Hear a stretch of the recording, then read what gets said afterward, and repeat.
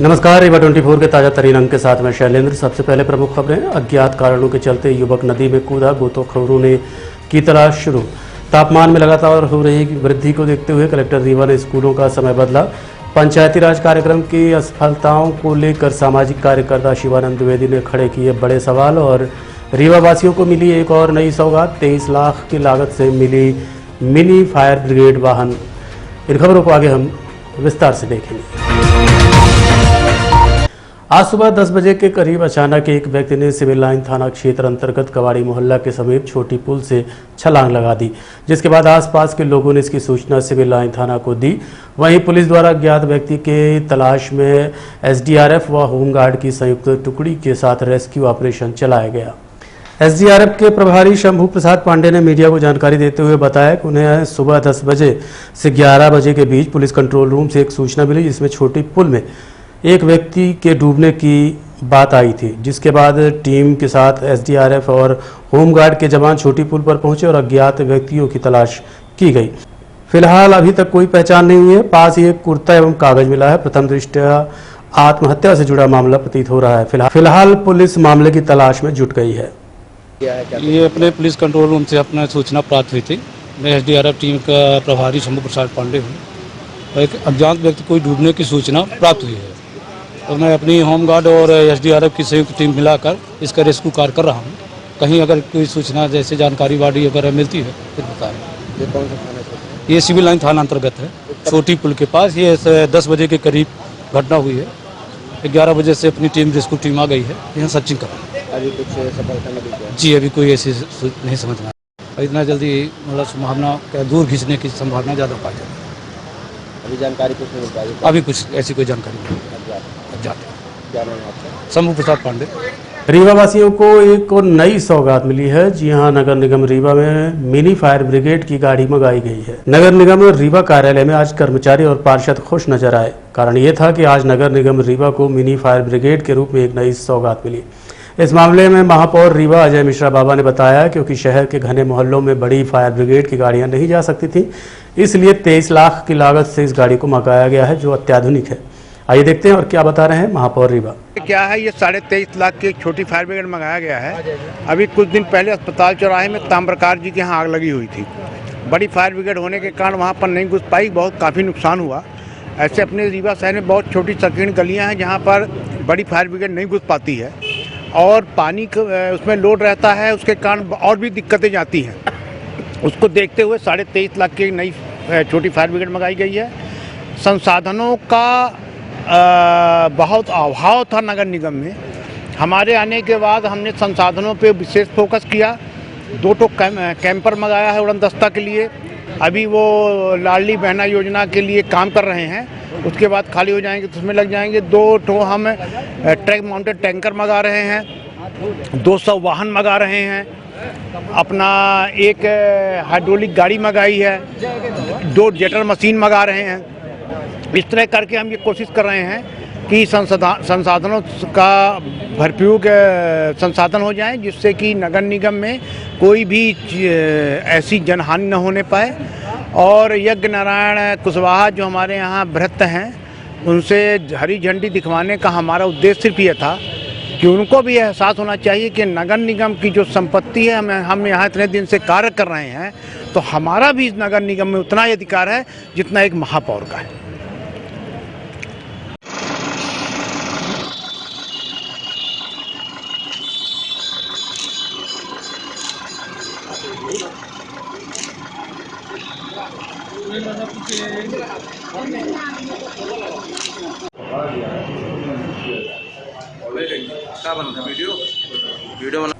प्रधानमंत्री नरेंद्र मोदी के 24 अप्रैल के आगमन की तैयारियों को लेकर प्रशासन की तैयारियां युद्धस्तर पर जारी हैं।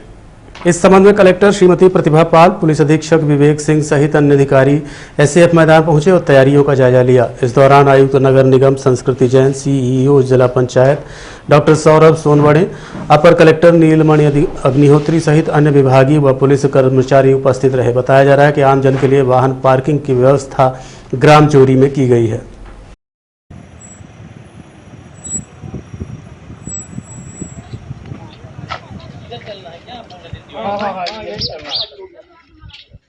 आगामी 24 अप्रैल को पंचायती राज कार्यक्रम में शामिल होने प्रधानमंत्री नरेंद्र मोदी रीवा आ रहे हैं, जिसको लेकर सामाजिक कार्यकर्ता शिवानंद द्विवेदी ने सवाल खड़े किए हैं। मध्य प्रदेश में आगामी 24 अप्रैल को राष्ट्रीय पंचायती राज दिवस के उपलक्ष्य में भारत के प्रधानमंत्री नरेंद्र मोदी राष्ट्रीय पंचायती राज दिवस मनाने के लिए विंध्य क्षेत्र के रीवा में आ रहे हैं। पर शायद प्रधानमंत्री को ये पता नहीं होगा कि जहां वो पंचायती राज दिवस मनाने आ रहे हैं वहां के गांवों की हकीकत कुछ और ही है। सामाजिक कार्यकर्ता शिवानंद द्विवेदी ने कहा कि भारत के प्रधानमंत्री द्वारा देश के ग्राम और ग्राम पंचायतों की स्थिति का सबसे पहले जायजा लिया जाना चाहिए कि आखिर उनके कार्यकाल के दौरान क्या प्रगति हुई है। ग्राम पंचायतों में विकास के लिए आने वाली राशि का किस हद तक बंदरबाट किया जा रहा है और कैसे सरकारी खजाने में चूना लगाया जा रहा है, उसका जीता जागता उदाहरण मध्य प्रदेश में देखने को मिलेगा। प्रधानमंत्री श्री नरेंद्र मोदी जी पधार रहे हैं हमारे विंध्य क्षेत्र रीवा में, और यहाँ पर एक बृहद कार्यक्रम रखा गया है जिसमें राष्ट्रीय पंचायती राज दिवस मनाया जाएगा 24 अप्रैल को। इस विषय पर हमारा यह कहना है कि जो पंचायती राज व्यवस्था है, जो ग्राम पंचायतों की स्थिति है, जो गांवों की स्थिति है, आज लगभग 8 दशक पूरे होने वाले हैं स्वतंत्रता प्राप्ति से, और हम सभी यह अच्छी तरह से जानते हैं कि जो ग्राम क्षेत्र में रहते हैं, जो गांव में लोग निवास कर रहे हैं, कि शासन की योजनाओं की किस तरह से यहाँ पर दुर्दशा हो रही है और पंचायती विकास कार्य के लिए आने वाली राशि का समुचित उपयोग नहीं हो पा रहा है।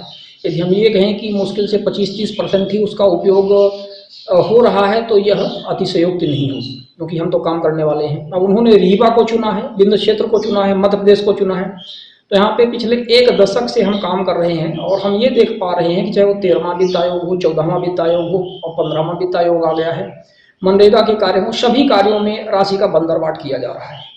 और स्थितियाँ ये हैं कि जैसे कराधान घोटाला हुआ मध्य प्रदेश में, बहुचर्चित कराधान घोटाला, जिसमें अभी भी जाँचें पूरी नहीं हो पाई हैं, जाँचें चल रही हैं, कुछ लोग जेल में हैं। विभिन्न प्रकार के अन्य घोटाले हैं, और इसी तरह से देखा जाए तो यहाँ पर जैसे जो अन्य जैसे पंचायत के पानी की समस्याओं को आप ले लीजिए, पंचायतों का नहरों का पानी है, जल स्तर है, जल जीवन मिशन है, और इस तरह से यहाँ पे तालाबों का निर्माण है, अमृत सरोवर है, पुराने तालाबों का, इस तरह से सभी स्तर पर हम इसमें अनियमितता और भ्रष्टाचार देख पा रहे हैं। इनकी शिकायतें जिला स्तर से प्रदेश स्तर से प्रधानमंत्री जी के कार्यालय तक जाती हैं, लेकिन प्रधानमंत्री जी के कार्यालय में कोई बात सुनी नहीं जाती है। ऐसे प्रोटोकॉल हैं कि हम तो उनके समक्ष ये बात रख नहीं सकते, लेकिन मेरा प्रधानमंत्री जी से अनुरोध है कि यदि ऐसी व्यवस्था बने कि आप एक जांच टीम गठित कर दीजिए, जिसमें आपका केंद्रीय स्तर की जांच टीम रहे और उसमें हम भी सम्मिलित हो जाएं, हम भी कुछ अपने लोगों को रख लें, हम इसकी जाँच करवा लें। 15 दिन से 1 महीने के अंदर पूरे एक प्रोटोटाइप हम लेते हैं रीवा जिला, और हम आपको दिखा देंगे कि जो भी योजनाएं हैं वो किस स्तर तक वो उनका बंदरबाट हुआ है और कितनी दुर्दशा है यहाँ पर। तो हमारा कहना यही है कि आपने रीवा को तो चुना है राष्ट्रीय पंचायत राज दिवस मनाने के लिए, लेकिन यहाँ की स्थितियाँ बहुत दुर्भाग्यपूर्ण हैं, और उम्मीद है कि वो बातें भी ये अधिकारी और आपके जो कार्यकर्ता हैं वो आपके समक्ष पहुँचाएंगे और इस पर भी सुधार करेंगे। नगर निगम रीवा में MIC की बैठक संपन्न हुई। नगर निगम रीवा में आज MIC की बैठक संपन्न हुई, जिसमें मुख्य मुद्दा रहा भूमि एवं भवनों का कर निर्धारण करना। आपको बता दें कि रीवा में भवन और भूमि पर कलेक्टर रेट निर्धारित हो गया है, जिससे नगरवासियों को कर का अतिरिक्त भार देना पड़ेगा। इसी को लेकर MIC की बैठक का आयोजन किया गया। इस मामले में विस्तार से बता रहे हैं महापौर रीवा जय मिश्रा बाबा। बैठक थी आज, और विषय था जो भवनों और भूमियों के कर योग्य संपत्ति मूल्य का निर्धारण। राज्य शासन ने जो वर्तमान में संपत्ति करों का जो मूल्य निर्धारण किया है वो अब कलेक्टर गाइडलाइन पे हो गया है, जो कि रीवा की जनता के हित में नहीं है, और बड़ी समस्या है इस चीज़ की कि मैं आपको बताना चाहता हूँ कि मध्य प्रदेश शासन का एक पत्र 22/2/2021 को आया था, जिसमें निकुंज श्रीवास्तव जी आयुक्त थे, उनके उस समय आया था। उसमें जो लिखा है कि नगर पालिक निकायों में मध्य प्रदेश नगर पालिक नियम 1961 एवं मध्य प्रदेश नगर पालिक निगम अधिनियम 1956 में किए गए संशोधन के आधार पर बनाए गए नियम मध्य प्रदेश नगर पालिका भवन एवं भूमियों के कर योग्य संपत्ति के मूल्य का निर्धारण नियम 2020 के अनुसार कार्रवाई के संदर्भ में विषय अंतर्गत पत्र के तारतम्य लेख है कि नगरीय निकायों में मध्य प्रदेश नगर पालिका अधिनियम 1961 के नियम में 56 किए गए संशोधन के आधार पर बनाए गए हैं। नगरीय निकायों के निर्वाचन शीघ्र घोषित होने की संभावना को दृष्टिगत रखते हुए उक्त दिनांक 10 मार्च 2021 के स्थान पर संशोधित करते हुए दिनांक 1 मार्च 2021 अंतिम दिन निर्धारित की गई है। मतलब नगरीय निकाय के निर्वाचन होने वाले थे, उसके पहले इन्होंने इसको लागू कर दिया। अच्छा, अब क्या हो गया कि मूल निर्धारण हो गया कलेक्टर गाइडलाइन के हिसाब से। ये मध्यम वर्गीय परिवारों का शहर है। अगर हर साल 10% गाइडलाइन के हिसाब से बढ़ेगा और लोगों को उसी तरह संपत्ति कर बढ़ेगा तो लोग दे नहीं पाएंगे। तो हम लोगों ने इस पे अपनी आपत्ति जाहिर की है। अभी अगली MIC की बैठक पे हम इसको करेंगे। अभी हमने MIC की बैठक में कुछ बिंदुओं के कारण MIC की बैठक तो पे निर्णय कुछ नहीं लिया है। 12 बिंदु हैं जिसमें संपत्ति कर का बोझ जनता पर डालकर राजस्व की वृद्धि की जा सकती है। उसके अन्य संसाधन भी होते हैं, इस पर रोक लगानी चाहिए। स्वयं व्यक्ति योजना के तहत जो हम लोगों ने योजना बनाई थी कि जो हमारी ज़मीनें पड़ी उसमें मार्केट का निर्माण करे जाए, इससे भी हमको आय होगी, वो लिंगरान कर दिया। अवैध कॉलोनियों को चिन्हित किया, अब फर्जी 40 का आंकड़ा दे रहे हैं, जबकि 121 अवैध कॉलोनियां हैं हमारे यहाँ। बार बार वही आंकड़ा आ रहा है। जिन अवैध कॉलोनियों को नियमितीकरण किया गया है, उनका पैसा कहाँ जमा हो, इस पे हमने आपत्ति उठाई है। सिरमौर चौराहा जहां पर पुनर्घाती कड़ी योजना के तहत मार्केट बनाया जा रहा, वहां पर चुनाव के पूर्व एक चबूतरा और पार्किंग स्थल बनाया गया था। तो जहां सब्जी मंडी लग रही तो हमारे पोजीशन में है, पर जहां पर पार्किंग थी उसको तोड़ दिया गया बिल्डर के द्वारा। 40 लाख रुपए का हमारा नुकसान हुआ, उसकी भरपाई नहीं हुई। वहीं पर एक जगह और खाली है, उसमें फिर बनाने की तैयारी चल रही है। जब आप वहां पर बनाने की तैयारी कर रहे हो वहां पर, तो आप हमको बताओ कि वो भूमि हमारी है कि नहीं है। कल फिर आप बेच दोगे किसी बिल्डर को, फिर वो तोड़ देगा। तो ये जनता का पैसा है। जनता ने ये पैसा जो वसूल दिया है टैक्स के रूप में, ये अपने वार्ड की व्यवस्था के लिए दिया है, ये बेफालतू व्यवस्थाओं के लिए नहीं है। इस पर हमारी आपत्ति थी।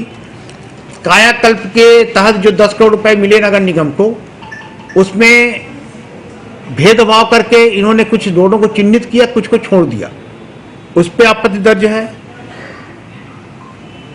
कर्मचारी अधिकारी जो अपने सीनियरिटी और पदोन्नति हेतु नियमितीकरण आदि की मांग करते आ रहे हैं, उनका अभी तक ग्रेडेशन लिस्ट नहीं फाइनल हुई, उनके तब के प्रमोशन रुके हुए हैं। हमने कहा इनको कहे आपने नहीं किया। ये सब बिंदुओं पे हमने 15 बिंदुओं पे आपत्ति उठाई है और हमने ये कहा कि 15 बिंदुओं के जवाब हमको आप तत्काल दीजिए, इसके बाद अगली MIC की बैठक हम करेंगे। टैक्स को रोकने के लिए जो वृद्धि हो रही है बात, उसको कैसे नहीं, अब अगली MIC जो होगी, इस MIC में तो कोई निर्णय किया ही नहीं हमने।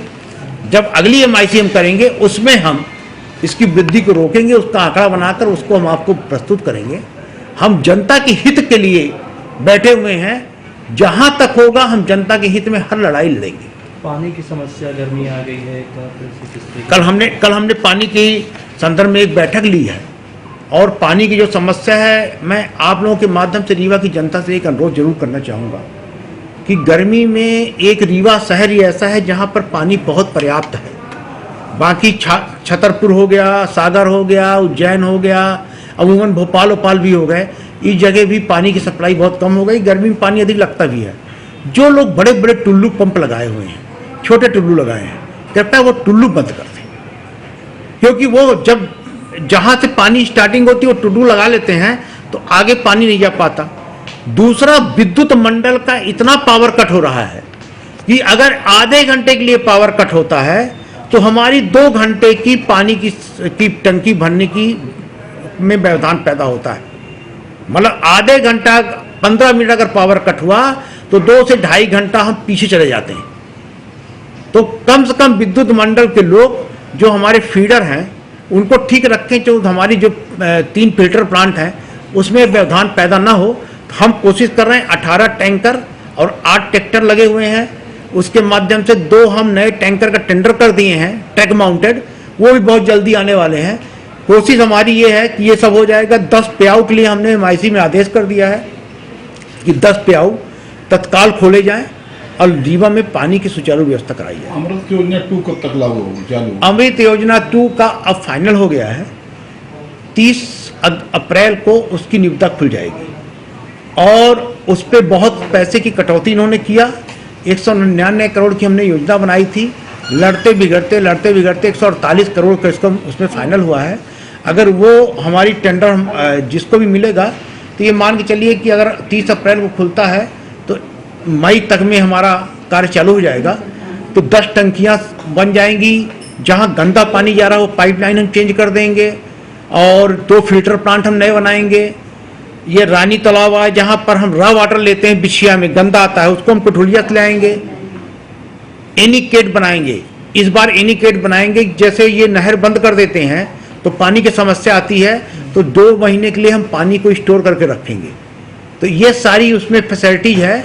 और मैं आपको बताना चाहता हूं कि मैंने बोला था कि 2024 में हम पानी देंगे, तो हम 2024 में पानी मई में ही दे देते, क्योंकि ये टेंडर की प्रक्रिया 3 महीने लेट हो गई। जो जनवरी में होना था वो अप्रैल में हो रही है, उसके कारण ये विलंब हुआ है। तो ये हम आपको बता दें कि 2024 लास्ट तक में पानी तो पर्याप्त दे देंगे। देखते रहिए रीवा 24 न्यूज। मिलते हैं छोटे से ब्रेक के बाद। हड्डी जोड़ एवं रीढ़ रोग तथा स्त्री रोग एवं प्रसूति रोग का इलाज एक ही छत के नीचे। विघ्नहर्ता hospital and trauma centre, hotel landmark के पास, रतहरा, रीवा। डॉक्टर संतोष सोनी, पूर्व चिकित्सक, बॉम्बे हॉस्पिटल, मुंबई।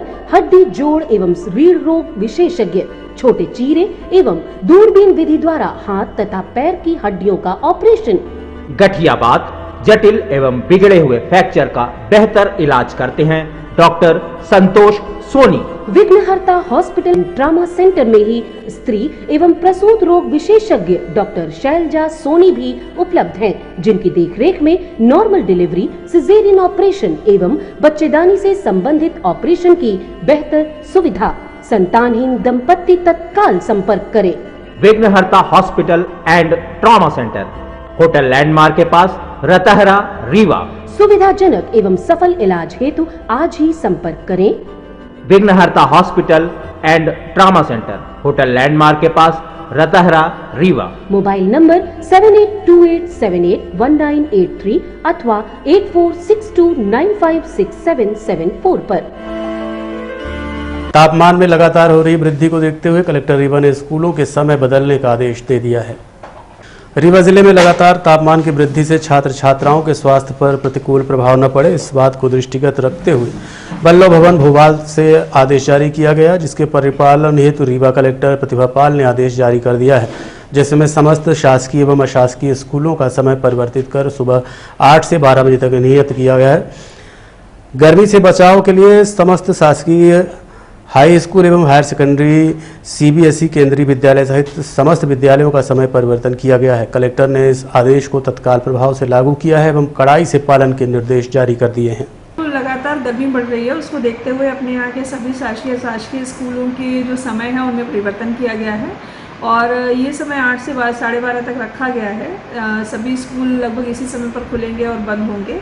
हालांकि जो परीक्षाएं चल रही हैं, परीक्षाओं के शेड्यूल इनसे प्रभावित नहीं होंगे। परीक्षाएं जिस समय शेड्यूल की गई हैं उसी समय पूर्व की भांति यथावत रहेंगी, लेकिन स्कूल्स के जो समय रहेंगे वो 8 से 12:30 बजे तक रहेंगे। ये सभी स्कूल प्राइवेट और सरकारी सभी स्कूलों पर एप्लीकेबल होगा। गत 18 अप्रैल को रोजा अफ्तार छोटी दरगाह में रखा गया। छोटी दरगाह रीवा में सोनू मुस्लिम द्वारा रोजा अफ्तार का आयोजन किया गया, जिसमें मुस्लिम समाज के सभी भाई बंधु एकत्रित हुए और नमाज पढ़ी, साथ ही रोजा अफ्तार में शामिल हुए। इस दौरान भाजपा नेता सोनू मुस्लिम ने बताया कि वो पिछले 10 साल से ये आयोजन कर रहे हैं, जिसमें सभी समाज के लोग एकत्रित होते हैं और एकता और सद्भाव के लिए दुआ मांगते हैं। हर साल की तरह इस साल रोजा अफ्तार बड़े धूमधाम से मनाया गया, जिसमें हमारे मंत्री जी शामिल होना था, किसी कारण से वो भोपाल चले गए। कितने साल से हम मनाया गया? अब हमको 10 साल हो गया, लगभग 10 साल से हम मना रहे हैं। हर साल की तरह इस साल भी बड़े धूमधाम से काफ़ी लोगों ने शिरकत किया और रोजा अफ्तार के साथ। गुरुवार 20 अप्रैल को साल का पहला सूर्य ग्रहण पड़ने वाला है। वैशाख अमावस्या पर इस साल का पहला सूर्य ग्रहण पड़ने वाला है। इस संबंध में जानकारी देते हुए डॉक्टर संदीप शुक्ला ने बताया कि 20 अप्रैल गुरुवार को इस साल का पहला सूर्य ग्रहण पड़ेगा, जो सुबह 7:30 से 12:30 तक रहेगा। 19 तारीख को शाम 7:30 बजे से सूतक प्रारंभ हो जाएगा, जो दूसरे दिन 12:30 तक रहेगा। इस दौरान हमें क्या करना है और क्या नहीं करना है बता रहे हैं ज्योतिषाचार्य डॉक्टर संदीप शुक्ला। 7 बजे से लग जाएगा और ये ग्रहण जो है 12:45 तक रहेगा। 12:45 के बाद जो है इसका मोक्ष होगा। और जो ग्रहण का जो समय है वो प्रातः 7:30 बजे से लेकर जो है 12:30 बजे तक का ग्रहण का समय है। तो इस ग्रहण में जो है कुछ आवश्यक चीज़ें हैं जिसको आप ध्यान रखें। जैसे गर्भवती महिलाएं हैं तो वो जो है बाहर ना निकले, अगर वो निकलती भी हैं तो नाभि पर जो है गेरू लगा के निकले, जिससे कि कोई दोष ना हो। और साथ में जो है ये ध्यान रखें कुछ काटे पीटे नहीं, कुछ खाना पीना ना बनाएं। और वैसे ये सूर्य ग्रहण जो है भारत में दृश्य नहीं है, तो कई पत्रे में कई जगह जो है ये कहा गया है कि इसकी कोई धार्मिक मान्यता नहीं है। अतः जो है इसके कारण जो है बड़े बड़े जो मंदिर हैं, बनारस है, वैष्णो देवी हैं या काशी विश्वनाथ वगैरह हैं, तो इनके पट नहीं बंद रहेंगे क्योंकि इसकी कोई धार्मिक मान्यता नहीं है, क्योंकि भारतवर्ष में दृश्य नहीं है। लेकिन ये क्योंकि खगोली घटना है और ये खगोली घटना ब्रह्मांड में कहीं पर भी घटती है तो उसका प्रभाव जो है पूरे धरती में पड़ता है। इसलिए ग्रहण का प्रभाव जो धरती में पड़ेगा, भले सूर्य दिखे या ना दिखे, तो इसलिए जो है इन बातों को ध्यान रखें। 19 तारीख की 7:30 बजे शाम से जो है सूतक लग जाएगा और ये 12 बजे तक जो है ग्रहण रहेगा। 12 बजे के बाद मोक्ष हो जाएगा। उसके बाद नहा धो के स्नान आदि कर जो है पूजा पाठ को करें और तब तक जो है अपनी खाने पीने की चीज़ों में तुलसी दल आदि को डाल दें, जिससे कि कोई किसी तरह की दूषित किरणें जो है खाने पीने की चीज़ों में ना पड़ें। और सूर्य ग्रहण में दान पुण्य का बड़ा महत्व होता है, तो दान पुण्य करें, गरीबों को दान करें, यथासंभव जो है ब्राह्मण या गरीब को दान करें, उससे जो है लाभ की प्राप्ति एवं श्रेष्ठ फलों की प्राप्ति होगी। अखिल भारतीय क्षत्रिय महासंघ और राजपूत लेडीज क्लब द्वारा संजय गांधी मेडिकल हॉस्पिटल में आवश्यक सामग्री वितरित की गई। 19 अप्रैल को अखिल भारतीय क्षत्रिय महासंघ की प्रदेश अध्यक्ष श्रीमती अर्चना सिंह के मार्गदर्शन में राजपूत लेडीज क्लब रीवा द्वारा संजय गांधी मेमोरियल हॉस्पिटल में पंखे और डस्टबिन मेडिसिन डिपार्टमेंट को प्रदान किए गए। संजय गांधी अस्पताल के डीन डॉक्टर मनोज इंदुलकर, अधीक्षक doctor Rahul Mishra, doctor KD. Singh एवं मेडिसिन डिपार्टमेंट के सारे स्टाफ मेंबर इस दौरान मौजूद रहे। साथ ही राजपूत क्लब की अखिल भारतीय क्षत्रिय महासंघ से अमिता सिंह, मीना सिंह, अनुपमा सिंह, अंजना सिंह, आभा सिंह, नीतू सिंह, रीना सिंह, शशि परमार, रेणु सिंह आदि महिलाएं उपस्थित रहीं। अलग से कोई बजट हमारे यहाँ आवंटित नहीं है और खासतौर से गर्मी के टाइम पर पंखा देना एक मरीजों के लिए बहुत बड़ी राहत है। हमारे पास जितने भी लगाते हैं पर फिर भी कुछ न कुछ ये वियर एंड टियर होता रहता है। तो जिस तरह से आप लोगों ने हमारी संस्था के बारे में और हमारे विभाग के लिए खासतौर पर योगदान दिया है, इसलिए मैं तहे दिल से मेडिकल कॉलेज और डिपार्टमेंट की तरफ से आप लोगों का आभार व्यक्त करता हूँ और उम्मीद करता हूँ कि आगे भी आप लोगों का सहयोग हमें प्रदान होता रहेगा। Thank you sir. आज के अंक में इतना ही। देखते रहिए रीवा 24 न्यूज़। नमस्कार।